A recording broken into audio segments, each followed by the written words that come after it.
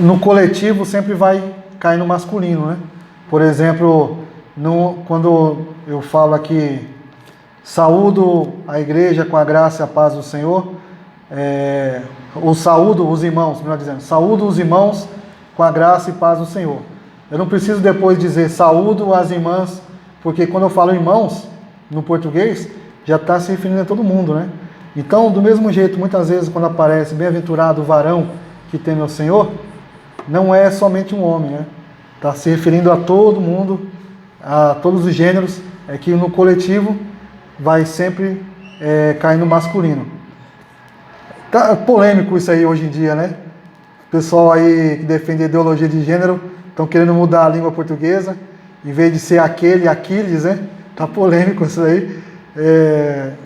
Não tem nem palavras para expressar isso daí, né, irmão? Isso aí, felizmente, é um engano do inimigo, né? Porque a língua está aí e nós devemos estudá-la do jeito que ela é, né? Se bem que a língua ela vai evoluindo. Então, bem-aventurado aquele que teme ao Senhor, ou seja, mais que feliz, muito feliz é aquele que teme ao Senhor e anda nos seus caminhos. Andar nos caminhos do Senhor é trilhar seus mandamentos. O próprio Senhor Jesus Cristo, ele se intitulou como caminho, em São João capítulo 14, versículo 6. Filipe lhe pergunta como nós podemos conhecer o Pai, e Jesus responde: eu sou o caminho, a verdade e a vida, ninguém vem ao Pai a não ser por mim. Quando se fala caminho, se os irmãos forem pesquisar aí, uma das correntes mais utilizadas hoje é o caminho na filosofia oriental, né? Na filosofia oriental. O chinês chama de Tao, o japonês vai chamar de Bushido, ou Do, né? Por isso que vem o nome Judô, Karatê Do, né? Então, é o caminho. Mas esse caminho é um caminho ligado à filosofia oriental. Não tem nada a ver com o caminho da Bíblia. O caminho da Bíblia é o próprio Cristo. Você vivendo em comunhão com Cristo, você obedecendo às palavras de Cristo, você está no caminho. Esse é o caminho que leva o homem ao céu. E aí o verso 2 vai nos dizer: do trabalho de tuas mãos comerás, feliz serás e tudo te irá bem. Lembrando aqui, né? Vem na cabeça, não só judô, karatê do, tem o taekwondo, tem o aikido, tudo que tem o do no final, lembrando esse caminho que o chinês vai chamar de Tao, né? Do taoísmo. Mas voltando aqui, verso 2: do trabalho de tuas mãos comerás, feliz serás e tudo te irá bem. A Bíblia, ela não cita de maneira direta muitas coisas. Tem muita coisa que na Bíblia não tem uma referência clara. E aí, como que a gente pode entender aquilo? Por inferência. O que é uma inferência? É algo, quase que uma dedução, é algo indireto, né? Existe uma referência, por exemplo, a Bíblia condena adultério. Você vai achar várias referências na Bíblia. Mas, por exemplo, a Bíblia não condena a poligamia. Se entende que o ideal de Deus é que o homem case com uma só mulher. Mas, por exemplo, na época do apóstolo Paulo, sendo judeu, o homem já tinha várias mulheres, que é um costume oriental do Oriente Médio até hoje. Por isso que Paulo vai dizer: convém que o homem tenha uma só esposa. Ele não diz é correto, é certo. Por quê? Porque era o costume da época. Então, é uma inferência. A Bíblia, ela deixa claro que Deus criou uma só mulher para Adão, e Deus não criou duas nem três. Então, entende-se aí que o ideal de Deus é uma esposa só. Da mesma maneira, o que eu quero dizer com inferência, com medo do trabalho? A Bíblia, ela não chega a dizer, não tem um versículo na Bíblia dizendo assim: olha, é proibido o cristão jogar na telecena, é proibido jogar jogo de azar. Não tem isso na Bíblia. Mas entende-se que a Bíblia, ela vai contra. Por quê? Porque Deus disse ao homem no Jardim do Éden que o homem iria comer do suor do seu rosto. O homem não ia ganhar através de jogo de azar, onde milhares apostam, uns até ficam viciados em jogos, milhares dão dinheiro e só um ganha. E para onde vai o restante do dinheiro? Vai para quem organizou aquela jogatina, aquele jogo. Então a Bíblia, de maneira como uma inferência, ela vai dizer que o ideal é a pessoa trabalhar, a pessoa estudar, a pessoa viver do suor das suas mãos, a pessoa trabalhar. E Deus, Ele abençoa, Ele faz com que a pessoa seja feliz assim. Deus, Ele prospera a pessoa. E tudo terá bem. Lembrando que muita gente não sabe, mas o capitalismo, não um capitalismo feroz, o capitalismo extremamente competitivo, que nós vemos principalmente nos Estados Unidos, mas o capitalismo de maneira saudável, de maneira com que a pessoa possa viver do suor dela, trabalhar, estudar, conquistar os seus bens, foi desenvolvido pelo calvinismo. Isso pouca gente sabe, mas se os irmãos lerem um livro muito conhecido, de Max Weber, que é o pai do socialismo, o pai da sociologia. Socialismo está ligado ao comunismo, né? Desculpa, eu errei. O pai do estudo da sociedade, da sociologia, ele vai desenvolver ali seus estudos em cima do calvinismo. Calvino, Lutero ele já falava isso, mas Calvino ele vai elaborar um tratado nas Institutas, dizendo que a pessoa deve viver do próprio trabalho, deve trabalhar, deve viver honestamente, que o Estado não deve interferir de maneira sufocante em cima da pessoa, assim como o comunismo, o socialismo faz. Então, nós vemos que essa ideia não foi também uma ideia própria de Calvino, mas a ideia da Bíblia. Calvino estava comentando a Bíblia, dizendo que Deus ele abençoa o trabalho do ser humano. Deus ele faz com que o ser humano seja feliz. E o versículo de número 3 diz: tua esposa no interior de tua casa será como a videira frutífera. A videira é o que produz o vinho, né? Traz alegria. O vinho na Bíblia simboliza alegria. A sua esposa, engraçado aqui que ela não está, eu não estou jogando direto para ninguém, graças a Deus não conheço a vida particular das irmãs que estão aqui, também não estou falando aqui da minha esposa, mas é interessante que ele fala no interior da sua casa. A mulher é uma dispenseira. O que é dispenseiro? Dispenseiro é um mordomo, ela é uma auxiliadora, ela é uma pessoa que dentro de casa, ela vai estar sendo o pilar da casa. Por isso que a Bíblia diz que a mulher sábia, ela edifica a sua casa, mas a tola, ela destrói. A mulher, ela é econômica, a mulher, ela tem um senso crítico. Então a mulher, ela traz alegria no interior da casa. Ela não traz alegria, por exemplo, na casa do vizinho, ela não traz alegria em lugares alheios, mas é no interior da casa onde ela se torna uma videira frutífera. Teus filhos como rebentos de oliveira, à roda da tua mesa.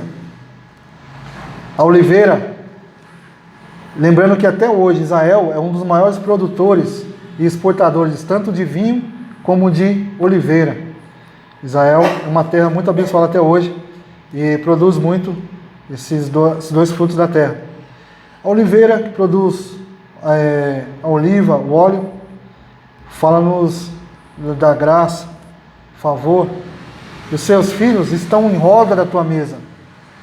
O judeu, na sua tradição, ele não se assenta para comer à mesa com quem ele está brigado, com quem ele está descontente. É por isso que quando Judas ele come um bocado molhado, ele se retira e o demônio já entra dentro dele. Porque o lugar da mesa é o lugar de comunhão, é o lugar de paz. Infelizmente, muitos hoje em dia estão trocando a mesa pela sala, pelo fast food, né? A pessoa, cada um faz seu prato, corre para a televisão, o filho corre para o computador. Mas é muito importante e é muito... Eu vou usar a expressão que vem na minha cabeça, é muito legal.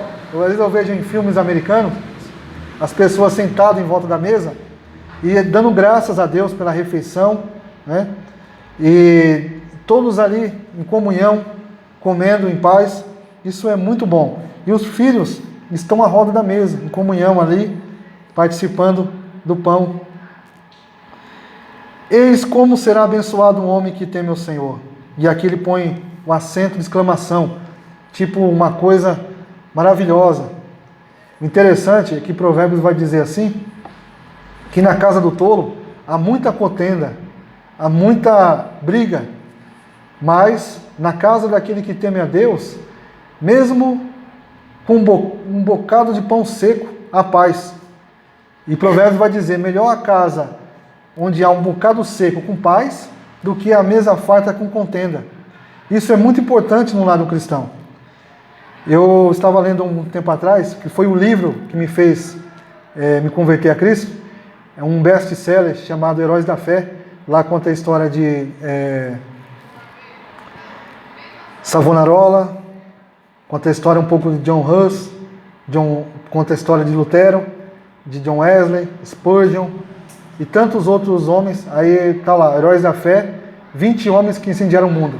Se os irmãos for pesquisar, os irmãos vão ver muito mais.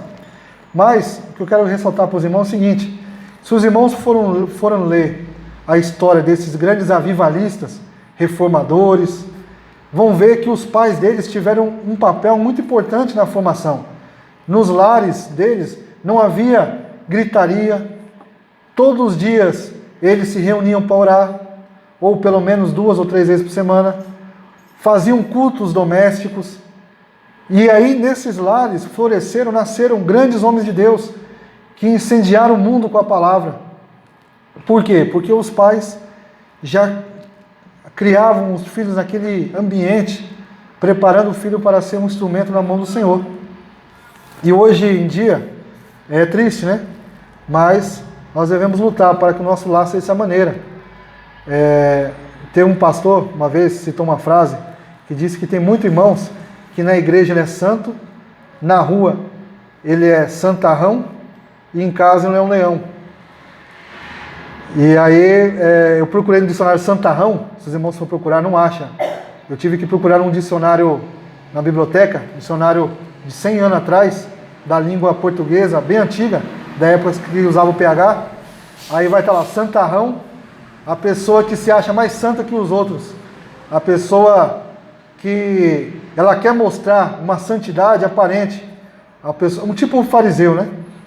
Então na igreja é santo, na rua é santarrão, mas em casa ele é uma contenda dentro de casa, ele bate na esposa, ele espanca os filhos, é gritaria dentro do lar.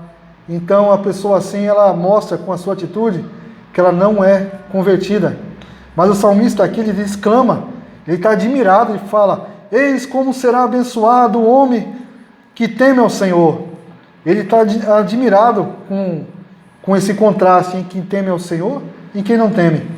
Versículo 5: o Senhor te abençoe desde Sião, para que vejas a prosperidade de Jerusalém durante os de tua vida. Sião é um dos nomes de Jerusalém, né? Mas a nossa Sião não é a Sião aqui da terra. A nossa Sião, conforme diz em Hebreus, é aquela cujo o arquiteto e o artífice é o próprio Deus. A Bíblia diz que Abraão saiu da sua terra sem saber para onde via, como que vendo o invisível. Uma vez eu li um livro que dizia: quem vê o invisível faz o impossível e se torna uma pessoa incrível. E é verdade. E nós devemos orar sempre por Israel. Jesus disse que se Israel prosperar, nós também iremos prosperar. E Israel é a figueira, Israel é o relógio escatológico. E o Senhor, Ele abençoa para que veja a prosperidade de Jerusalém durante todos os dias da sua vida. Prosperidade não é, e passa longe dessa ideia que as igrejas neopentecostais infelizmente ensinam, que prosperidade é você não ter nenhum tipo de dor, você não ter doença, prosperidade é você não ter falta de nada. Ao contrário, Paulo fala: os apóstolos sofreram, eu ainda mais, em açoites, muito mais do que eles, em prisões, muito mais, em vigílias, muito mais. A Bíblia diz que Paulo chegou a rogar ao Senhor 2 vezes para que Deus tirasse o seu espinho na carne, e Deus lhe respondeu: a minha graça te basta, porque o meu poder se aperfeiçoa na fraqueza. Então, prosperidade na Bíblia não é você não ter falta de nada, mas saber que Deus, Ele passa contigo. Deus, Ele providencia. Deus, Ele prepara.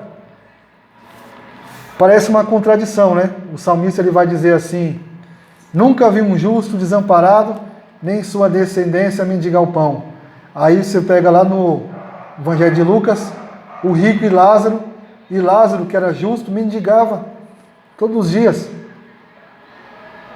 Mas por que o salmista vai dizer: nunca vi um justo desamparado, nem sua descendência mendigar o pão? Ou seja, ele não está desamparado. Mesmo mendigando, mesmo passando por situações, Deus, Ele prepara. Deus irá ajudá-lo. Deus irá abrir uma porta de escape. Eu confesso que na minha vida mesmo, já aconteceu situações que não via nenhuma saída, faltava tudo em casa, e Deus usar alguém, usar um pastor, usar alguém, levar lá em casa o mantimento, o necessário, e Deus, Ele faz assim. O salmista vai dizer: os filhos dos leões passam necessidade, mas aqueles que temem ao Senhor de nada têm falta.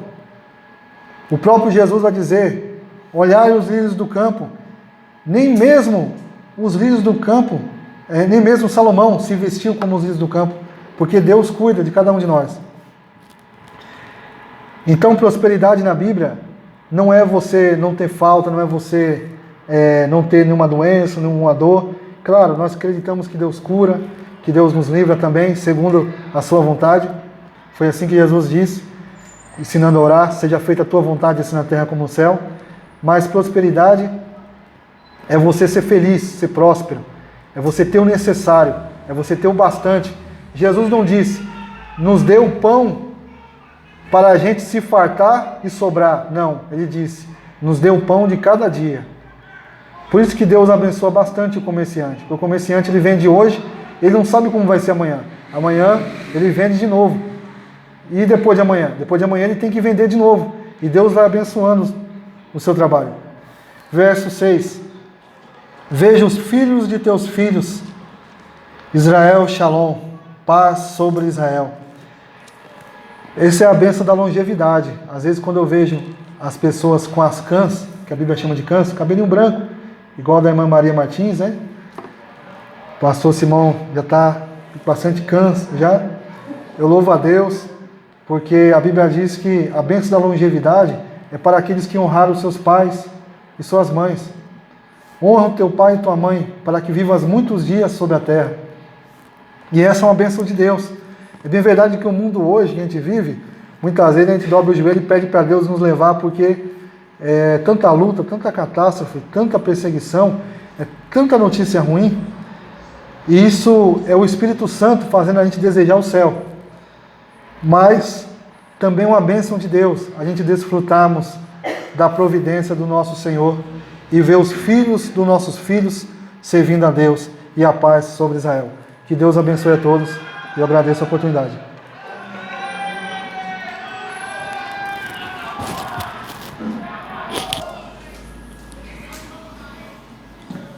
Obrigado.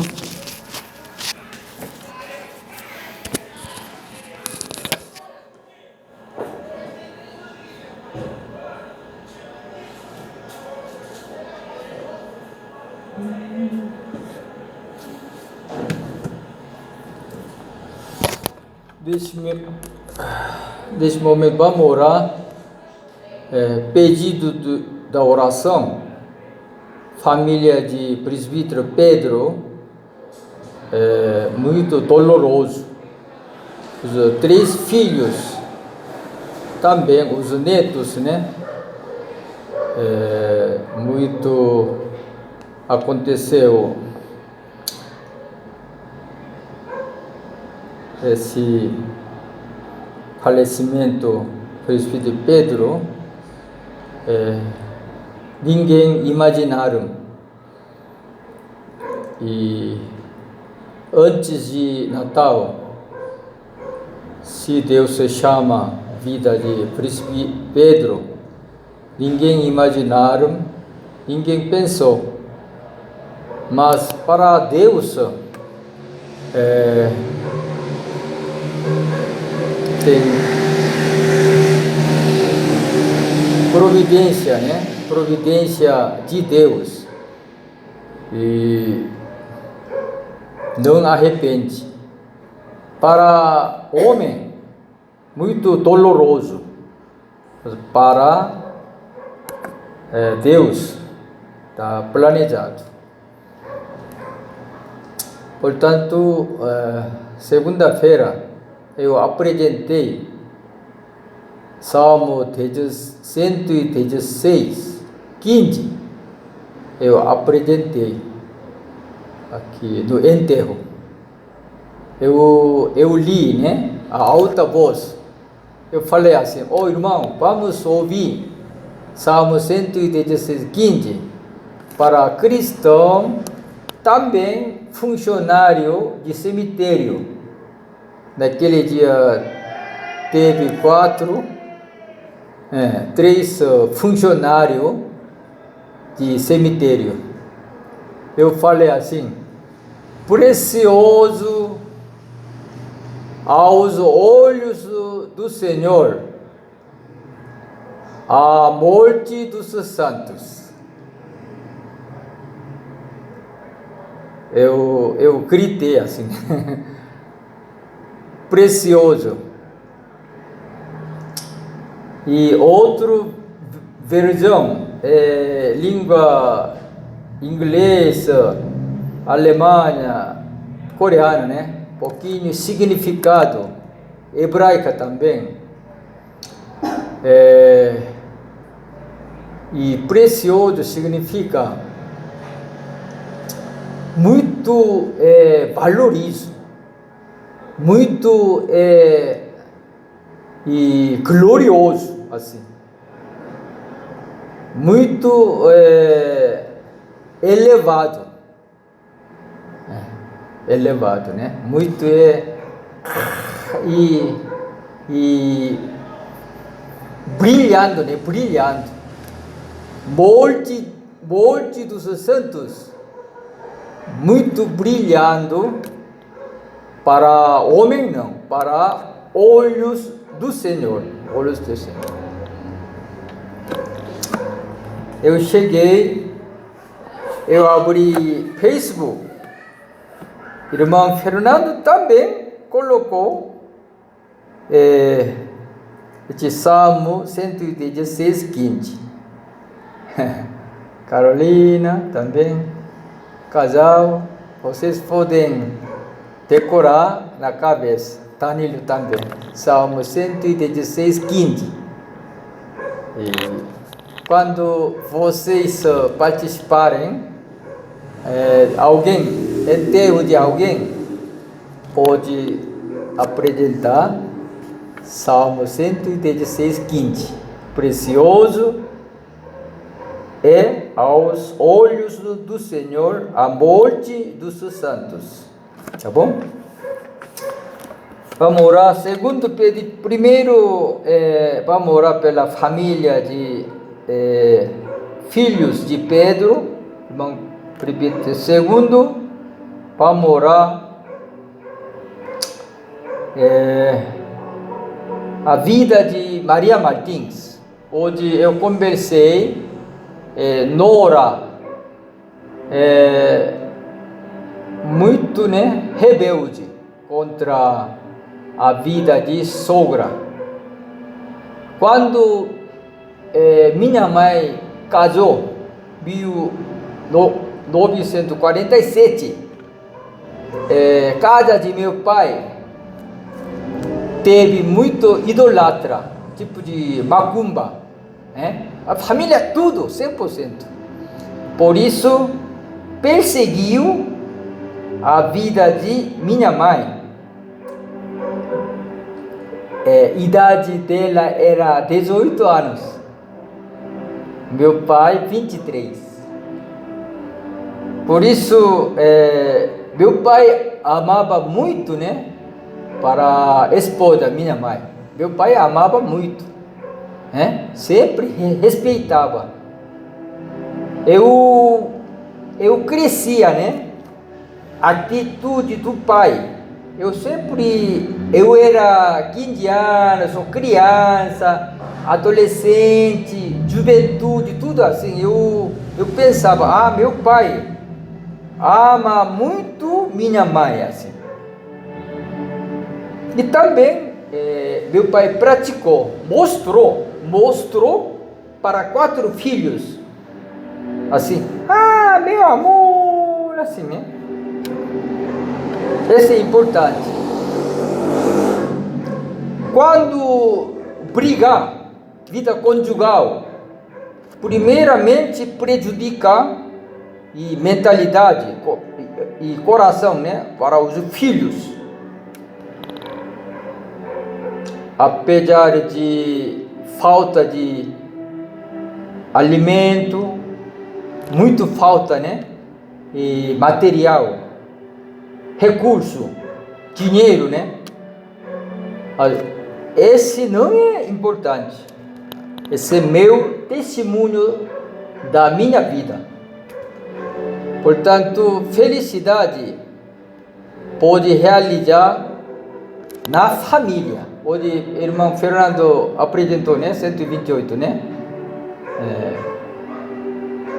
Felicidade não vem de material. Felicidade vem de a fé, pela palavra de Deus. Vamos orar pela vida de Maria Martins. Todo, né? Pelo amor de Deus, vamos orar. Senhor, ajude filho dela, Elique.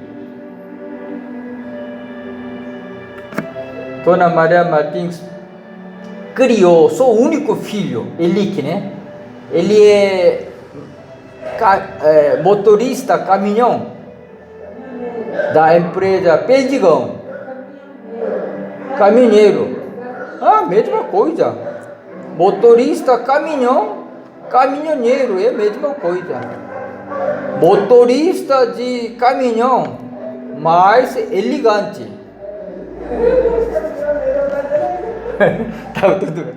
Terceiro, né? Vamos orar vida de Danilo. Danilo precisa, né? Agora batizado. Agora para frente, né? Muita coisa, né? Tem que lutar contra tudo maligno, contra tudo tentações, né? Porque aqui no Brasil muito jovens, 100%, né? Sempre tem tentações. Tá bom? Dia onde Bernardo, né? Em inglês, Bernardo, realizado e, como chama? Execução da morte. Colocar aqui injeção, líquido, tudo amarrado assim. Esse turma, 21 anos antes, né?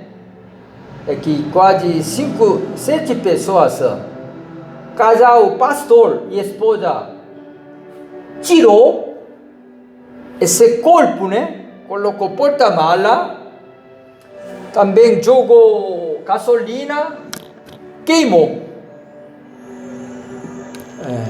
Portanto, governo de Trump, durante 4 anos, 17 pena morte.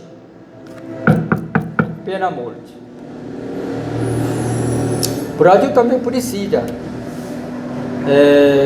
porque todos cristãos têm que respeitar mais doutrina de Deus, homem não.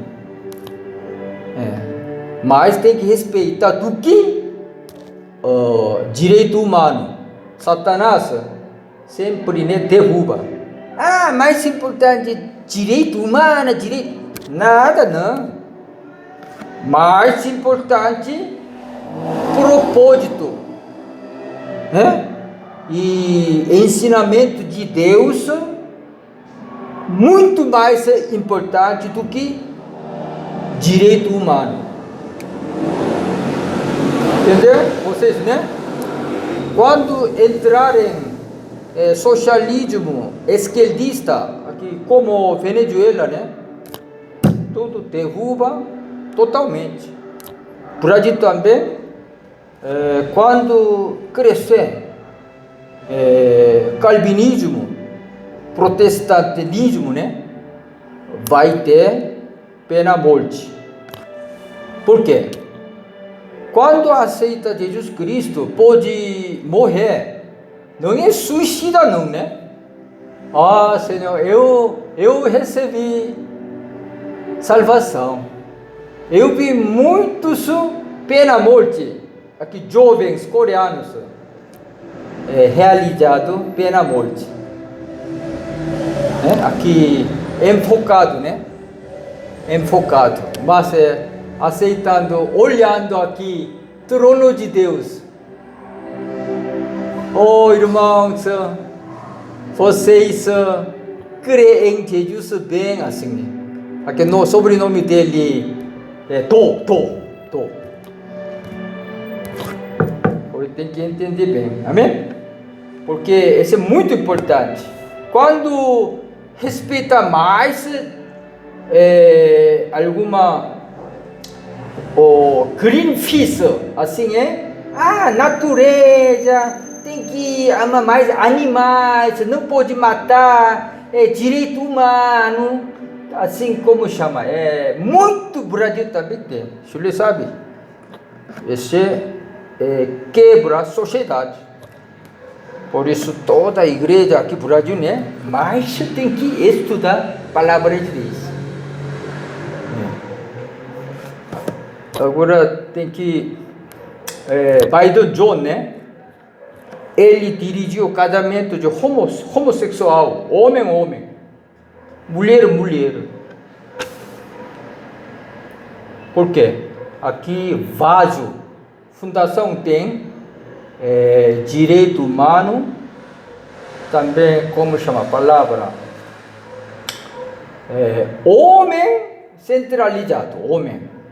Humanismo. Maria Martins sabe a palavra humanismo. Humanismo mais respeita o homem, não é Deus. Humanismo, né? Inglês, humanismo. Agora aprendeu, né? Pode repetir, humanismo. Domingo eu vou perguntar, né? Esqueceu ou decorou? Humanismo perigoso. Humanismo. Tá bom? Por isso nossa igreja é muito bom. Aqui pregador, também Maurício, né? Irmão Pedro também ensinava muito palavra